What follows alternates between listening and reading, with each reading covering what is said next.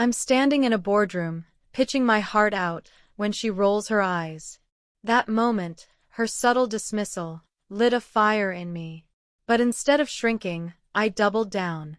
I didn't just counter her skepticism, I crafted a strategy that turned heads and changed minds. Want to know how I turned an eye roll into a game changer?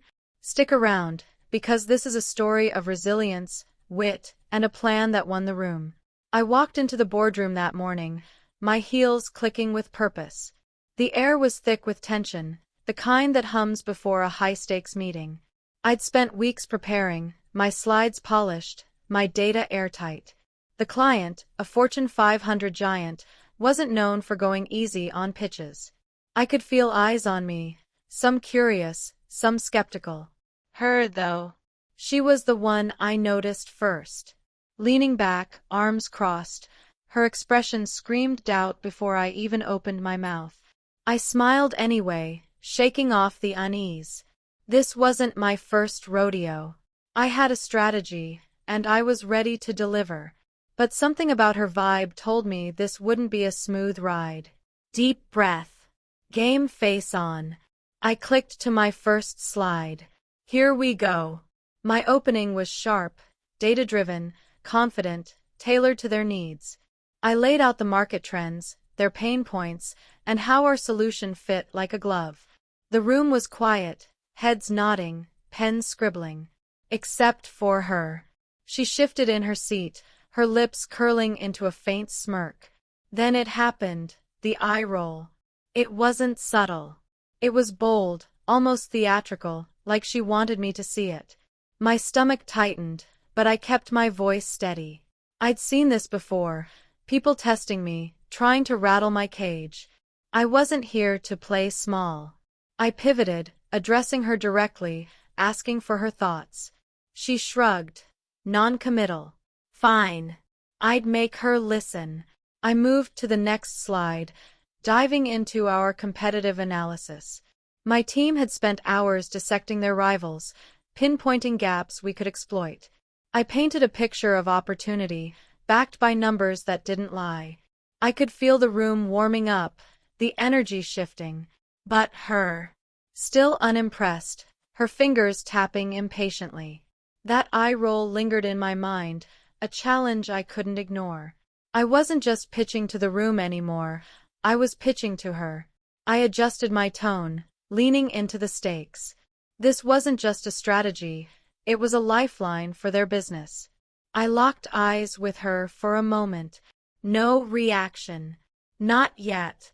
The first curveball came during the Q&A. She spoke up, her voice calm but sharp. Your projections seem optimistic, she said, her tone dripping with doubt. The room turned to me, waiting. I didn't flinch. I walked them through our methodology, citing sources, breaking down the math. Her eyebrows raised slightly. Surprise, maybe? I couldn't tell. But I felt the momentum shift. I wasn't just answering her. I was building trust with everyone else. My strategy wasn't just on the slides, it was in how I handled her skepticism. I kept my cool, my answers crisp. She leaned forward. Gotcha. By the time I hit the financials, I was in my element. I laid out the ROI, the timelines, the risks we'd mitigated. The room was engaged, questions flying, ideas sparking. Except for her. She was quiet now, but her posture screamed she wasn't sold. I could have ignored her, focused on the others who were eating it up. But something told me she was the key. If I could crack her, the rest would follow. I tailored my next point to address her earlier comment, weaving in a case study that mirrored their situation. Her pen stopped moving. She was listening. Halfway through, I introduced our implementation plan. This was where most pitches fell apart. Too vague, too fluffy. Not mine. I broke it down. Timelines, milestones, who does what. I showed them how we'd integrate with their team, minimize disruption, maximize impact. The CEO nodded, impressed. Others chimed in with excitement. Her. She jotted a note, her face unreadable. That eye roll was still burned in my brain, pushing me to go harder. I wasn't just selling a strategy, I was proving a point. I wanted her to see I wasn't fazed. I was unstoppable. Then came the moment of truth. The budget. Always a tough sell. I laid out the costs, transparent but confident. I framed it as an investment, not an expense. Questions came fast. Good ones, tough ones. I answered each with clarity, leaning on data to back me up. She raised her hand, her first real question. "What's your contingency if this goes over budget?" she asked. I was ready. I walked through our risk management plan, detailing buffers and fallback options. Her nod was small, but it was there. Progress. I felt a spark of victory. The room was buzzing now, the energy palpable. I could sense they were buying in, seeing the vision. But I wasn't done. I shifted to the long-term impact, how our strategy would position them as market leaders. I used their own goals, their own language, to make it real. I glanced at her. No eye roll this time. She was leaning forward, her notebook filled with notes. I turned her skepticism into curiosity. But I wasn't celebrating yet. I had to close strong, make it undeniable. I moved to the final slide, my voice steady, my heart racing. My closing was a call to action, bold but not pushy. I recapped the strategy, tying it back to their goals. I painted a picture of success, market share gained, competitors outmaneuvered. The room was with me, nodding, smiling. Even her. No smirk, no crossed arms. Just attention. I ended with a question. Are you ready to take this step? Silence, then applause. Small but real. I'd done it. I'd turned the room. But her reaction, that was the one I was waiting for. She met my eyes, gave a slight nod. I'd won her over. As the meeting wrapped, people lingered, asking follow-ups, shaking my hand. She hung back, gathering her things. I approached her, casual but direct. "What did you think?" I asked. She paused, then smiled, a real one. "You surprised me," she said. That was solid. It wasn't glowing praise, but it was enough. That eye roll? It had pushed me to be better, sharper, unstoppable. I thanked her, keeping it professional, but inside, I was soaring. I'd rolled out the strategy, and it had landed. Hard. Back at my office, I replayed the meeting in my head. That eye roll had been a gift, not a slight. It forced me to dig deeper, to refine my approach. I realized something. Her skepticism wasn't personal. It was her job to push, to test, to make sure we weren't just talk. I respected that. But I also knew I'd earned her respect in return. My strategy wasn't just a pitch, it was a blueprint for success. I sat at my desk, jotting notes for the next steps. This was just the beginning. The client called the next day. They were in. Not just a tentative yes, but a full commitment. My team erupted in cheers when I shared the news. I couldn't stop smiling, but I kept it cool. Inside, I was replaying her nod, her admission that I'd surprised her. That moment felt like a trophy. I'd taken her doubt and turned it into belief. But I wasn't done. Execution was next, and I was ready to deliver. I pulled my team together, laying out the plan. We kicked off the project with a detailed timeline. Every milestone was mapped, every role clear. I made sure the client was looped in at every step. Transparency was key, especially with her watching. I knew she'd be the one to call out any misstep. So I double-checked everything. My team was on fire, energized by the win. We weren't just implementing a strategy, we were proving it. I kept her in mind, anticipating her questions, her challenges. I was ready. The first deliverable landed ahead of schedule. The client was thrilled, sending emails full of praise. I forwarded them to my team, giving credit where it was due. But I was waiting for her feedback. She was the one I wanted to impress.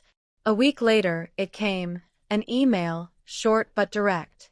"This is exceeding expectations," she wrote. I read it twice, letting it sink in. That eye roll was a distant memory now. I'd turned her into an ally. As the project progressed, I kept refining our approach. Her feedback, when it came, was sharp but constructive. She wasn't just a skeptic anymore. She was invested. I started to see her as a partner, not a hurdle. We had calls, brainstorming sessions, even a few laughs. I realized her eye roll wasn't about me. It was about the stakes. She needed to know we could deliver. And we were. Every milestone hit, every goal met. I was proud, but not complacent. Mid-project, we hit a snag, a vendor delay that threatened our timeline. I didn't panic. I called a meeting, laid out the issue, and proposed a workaround. My team rallied, and we pivoted fast. I kept the client in the loop, especially her. She appreciated the honesty, even asking how she could help. That was a turning point. She wasn't just watching us anymore. She was rooting for us. I felt the weight of that trust and doubled down. By the time we hit the halfway mark, the results were undeniable. Sales were up, engagement was soaring. The client was seeing the impact we'd promised. I got a call from the CEO himself, thanking me personally. I was floored but kept it professional. My team deserved the credit, and I made sure they got it. But in the back of my mind, I was thinking of her. That nod, that email, that shift from doubt to trust. It fueled me. We started getting industry buzz. Blogs mentioned the client's turnaround, hinting at our role. I was thrilled but stayed focused. There was still work to do. I met with her for a progress check-in. She was all business, but warmer now. "You've got something special here," she said. I thanked her, keeping it light, but her words hit deep. I'd taken her skepticism and turned it into respect. That was my real win. As we neared the final deliverables, I felt a mix of pride and pressure. We'd over-delivered so far, but the finish line mattered most. I poured everything into the last phase, obsessing over details. My team was exhausted but unstoppable. We were a unit, driven by the same goal: make this undeniable. I kept her in mind, knowing she'd notice every flaw. But I wasn't afraid anymore.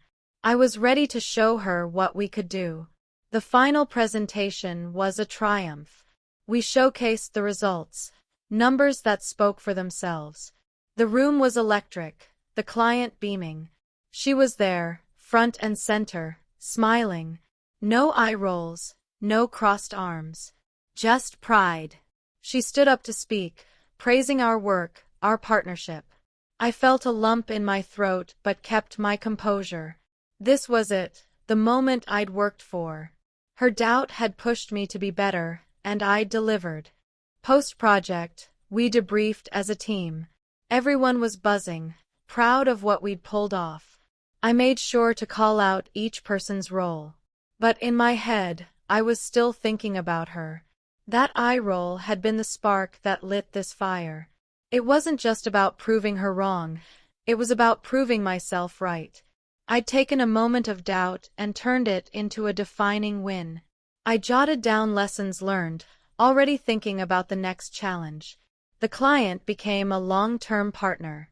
We signed a new contract, bigger than the first. I was thrilled but not surprised. We'd earned it. I kept in touch with her, our rapport stronger now. She wasn't just a client, she was someone I respected. Her skepticism had made me sharper, better. I thanked her in an email, subtle but sincere. She replied, "You earned it." Those words, they meant everything. Looking back, that eye roll was a turning point. It wasn't personal, it was a test. And I'd passed. Not just for her, but for myself. I realized how much I thrived under pressure, how doubt fueled my drive. I started seeking out challenges, not shying away from them. Every skeptic was an opportunity, every eye roll a chance to shine.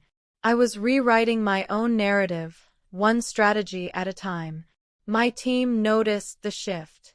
I was more confident, more decisive. They fed off it, and our work got bolder. We weren't just executing plans, we were crafting game changers. I started mentoring younger colleagues, sharing what I'd learned. Doubt wasn't the enemy, it was the spark. I told them about her, about that moment. They laughed, but they got it. It was a lesson for all of us. The industry started noticing us. Invites to conferences, mentions in articles. I was asked to speak at an event about strategy under pressure. I told the eye roll story, anonymized, of course. The audience loved it. They saw themselves in it, the skeptics, the challenges, the triumphs. I realized this wasn't just my story. It was universal. We all face doubt. What matters is how we respond. I kept refining my approach, learning from every pitch, every project. Her eye roll wasn't the last I'd face, but it was the one that shaped me. I started anticipating skepticism, building it into my strategies. I wasn't just reacting anymore. I was ahead of the game. My confidence grew, not because I was perfect, but because I knew I could handle anything, even an eye roll. Months later, I ran into her at a conference. She remembered me instantly, smiling like an old friend. We grabbed coffee, swapped stories. She admitted she'd been tough on purpose, testing my resolve. I laughed, admitting it had worked. We talked shop, but it was more than that. It was mutual respect. That eye roll? It was ancient history. What remained was a connection, a shared victory. My career took off after that project. New clients, bigger challenges, higher stakes. But I never forgot that moment. It was a reminder. Doubt doesn't define you, but how you respond does. I carried that with me, through every pitch, every meeting. I wasn't just rolling out strategies anymore. I was building a legacy. And it all started with her, with that one eye roll. Now, when I walk into a room, I'm not looking for approval. I'm looking for the skeptic, the one who'll push me to be better. I thrive on it. That's what makes me good at what I do. I don't just pitch. I persuade, I prove, I win. And I owe a piece of that to her. Not because she doubted me, but because she made me doubt myself just enough to fight harder. So here I am, still strategizing, still winning. Every eye roll is a chance to prove myself. Every skeptic is a spark. I've built a career on turning doubt into triumph, and I'm just getting started. Want to know what's next? I'm already planning it. Stick with me, and you'll see how we turn challenges into victories, one strategy at a time. If you loved this story of turning doubt into triumph, hit that subscribe button. Join my channel for more tales of strategy, resilience, and winning against the odds. Let's keep the conversation going. Drop a comment with your own eye roll moment and how you turned it around. Subscribe now, and let's build something unstoppable together.